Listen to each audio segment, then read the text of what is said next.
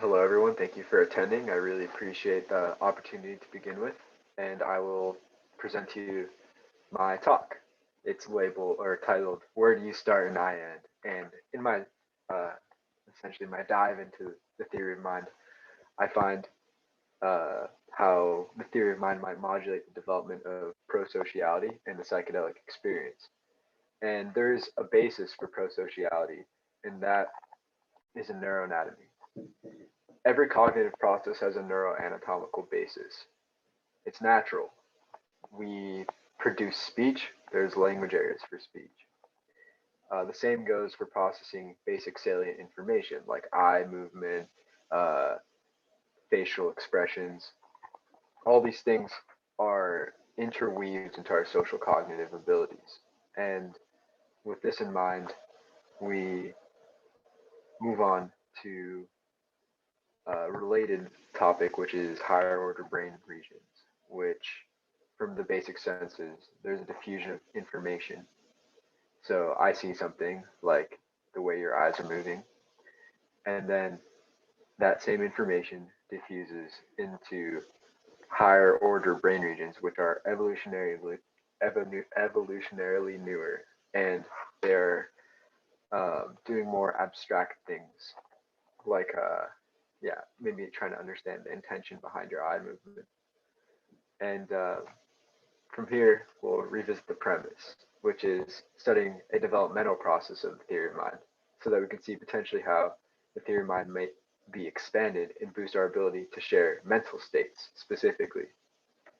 Um, there's a good definition for the theory of mind, which is that the theory of mind gives rise to the awareness that others have a mind with various mental states, including beliefs, intuitions, plans, emotions, information, desires, and intentions, that these may differ from our own. We know that someone's experience is significant and that there is a consciousness behind a pair of eyes. And by in our developmental process, we'll be following a cute little infant. Her name is Jai, and we'll be following her throughout her life up until adolescence. And she encounters some interesting things throughout the way. To begin with, following the cognitive basis for this talk, we'll look at Jai's mind. And we know that in the period of 0 to 2 years old, there's rapid brain growth. In fact, the brain doubles in size from 25% to 50% in just 2 years. And from there, through early childhood, her brain will reach 80% of the volume in just a few years. Something to note is this chart specifically, which is the bottom section. We see how neurons begin to grow and sprawl out. These lines that we see are called dendrites, and they're going to connect to other neurons. And interestingly, there's a gap that appears once we reach full maturation at about 30 years old. And there's some interesting implications related to this process called synaptic pruning. Uh, However, we will continue on. There's a few different ways that we can examine the theory of mind. There's explicit tests that require linguistic ability. And of course, Jai is an infant. She doesn't have linguistic abilities quite yet. She's only, oh, yeah, she's only good with, 1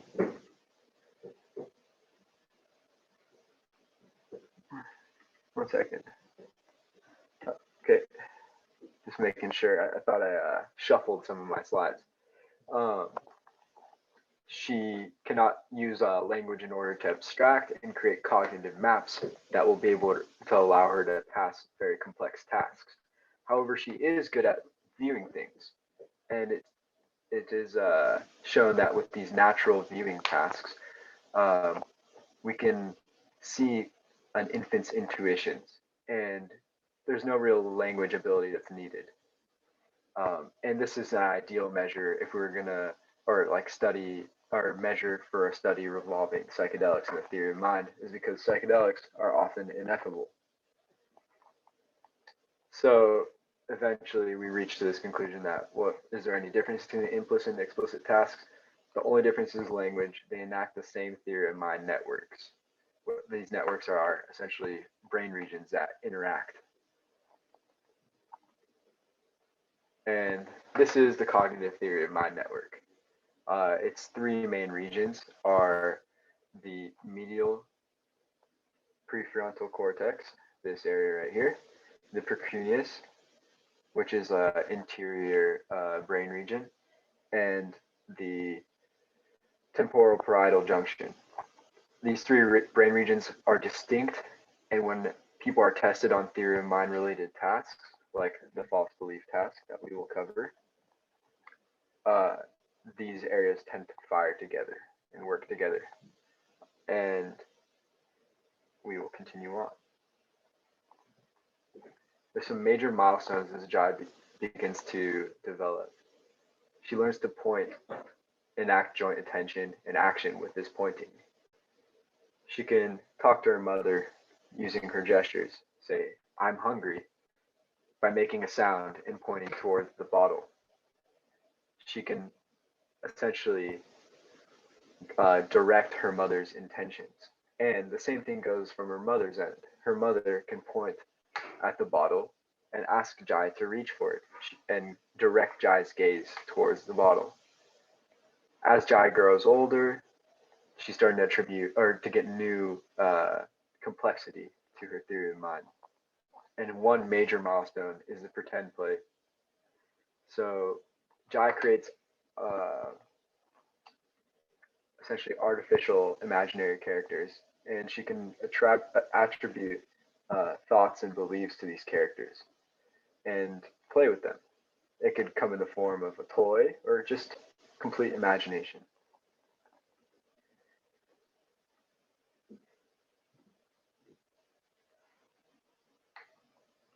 One big reason why the theory of mind is important is because it allows us to empathize with perceived mental states.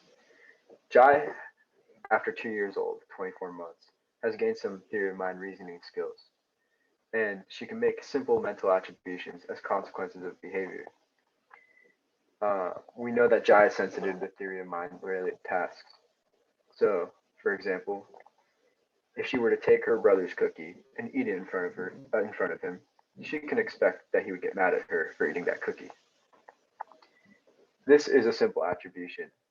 However, it really captures what Jai is capable of now, which is knowing that other people know and what the consequences of her behavior can lead to. And what we know from the literature is that when we attribute mental states to others, it creates a cognitive basis for empathy. And interestingly, it coincides the development of genuine empathy. So we know how someone will feel if we were broken up with, essentially, because we've been broken up with. This is just coming from experience. Is we relate to our past experiences, and it builds more abstraction to our theory of mind. Now Jai is growing. She's going onward to early childhood. And according to a great meta-analysis of some theory of mind related neuroscience, the theory of mind network, those three brain regions, continue gradual development. There's no real exponential growth. However, Jai is reaching an inflection point, which is passing that false belief task, which is based on language. And I'll give you the gist of the false belief task because it really is important. In this hypothetical situation, Jai is watching two children, A and B. A and B have their own toys that they're playing with. A has a kangaroo and B has a T-Rex. The researcher comes in and asks A and B to put away their toys. And so they do. And we're pretty much asking Jai to follow a linguistic explanation of this. We're explaining this to Jai with language and not with movies. Now, A and B put away their toys in their cubbies. They're getting a little praise from the researcher. And now you wonder what B will do when A will do when B leaves with the researcher.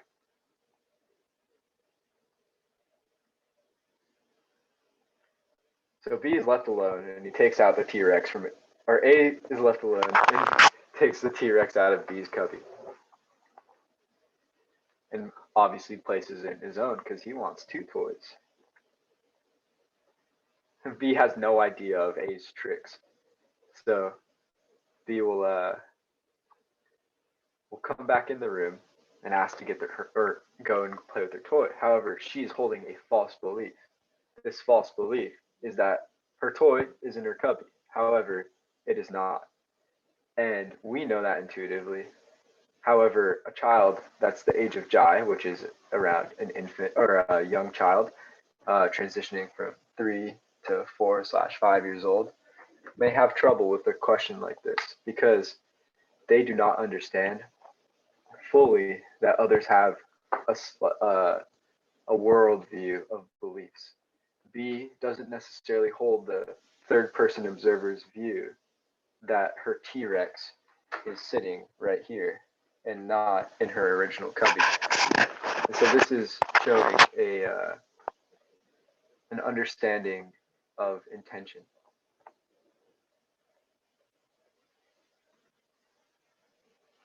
Now B will go to her cubby and it's clearly not there. However, the reason why children go from a point from not being able to answer this to answering this is because it coincides with a critical period for language acquisition. Jai is learning how to speak. She's young. Pretty much the critical period goes from 0 to 5 years old, and she's about 3 years old. 3 years old transitioning to 4/5 years old. She's learning how to use language and communicate her wants and needs. She is gaining some skills that allow her to create conceptual maps. And over time, these are sharpened. And with these abstraction tools, we're able to add complexity to theory of mind and potentially answer a question like the false belief task. However, we know that by doing fMRI experiments and things that Jai actually kind of knows the answer regardless of whether or not she can verbalize it. These brain regions, the 3 that I showed you earlier, that network, shows sensitivity at 7 months old, and it only gets more sensitive over time. And it shows that from these meta-analyses that Jai will have the same sensitivity as her peers, whether or not, or independent of whether or not she has the same linguistic abilities as them. And so this leads me to the conclusion that the theory of mind is innate. It's built into us, whether or not we have abstraction tools that are complex. And I think that this has evolved as a mechanism to read each other's minds and to empathize with those minds. And a professor of mine in the past told me that humans are cognitive misers. Essentially, we don't have things that are redundant. And that goes specifically for the theory of mind. Why would we have a distinct network of brain regions if there wasn't a use for it? Now there's a track of the theory of mind, and this goes from the salient information to the mental states that we attribute to that salient information, whether somebody's averting their gaze, and we could kind of assume that there's something kind of wrong, and we make an attribution to a state of mind, and then we become aware of that state of mind. Now, from the literature tells us that there's actually not much huge strides that are made as a child grows older through adolescence, and it just kind of begins to level out and plateau. It grows with abstraction, like tools. We become better with language, we become better with logic, we become better with these tools to build maps and understandings of people, essentially creating concepts of what might lead someone to feeling a specific way. However, these are just lenses of perception. And of course, many people, when they reach adolescence, like Jai, they become depressed because we live in a world with, especially for women, impossible standards of beauty that are often impossible to satisfy. And we have social media that reminds us of our inadequacies if we're looking through the lens of depression and self-rumination.